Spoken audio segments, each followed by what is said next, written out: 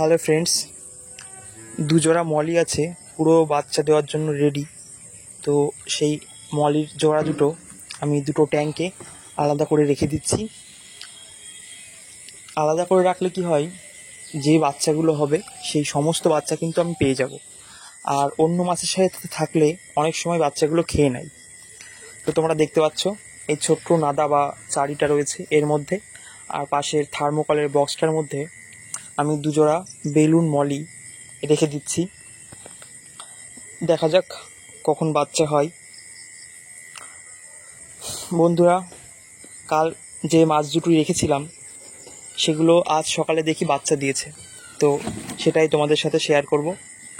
দেখো, থার্মোকলের বক্সটাতে দুটো ফিমেল আর একটা মেল ছিল।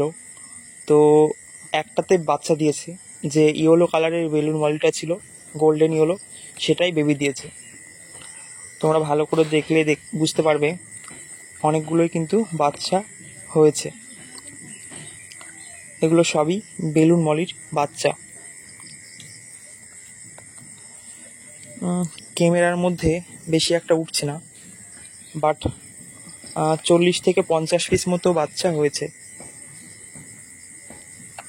এবং পাশে যে জোড়াটা রেখেছিলাম সেটাও কিন্তু বাচ্চা দিয়েছে।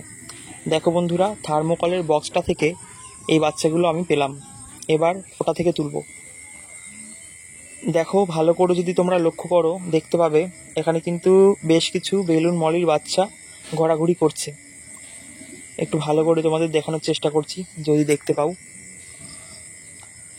তো কাল রেখে ভালোই হয়েছে, না হলে হয়তো অনেকগুলো বাচ্চা অন্য মলিতে খেয়ে নিত।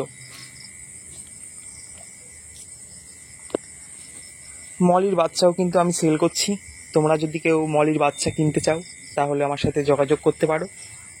ডেসক্রিপশনে আমার হোয়াটসঅ্যাপ নাম্বার দেওয়া থাকবে, সেখান থেকে তোমরা যোগাযোগ করলে মাছ কিনতে পারবে।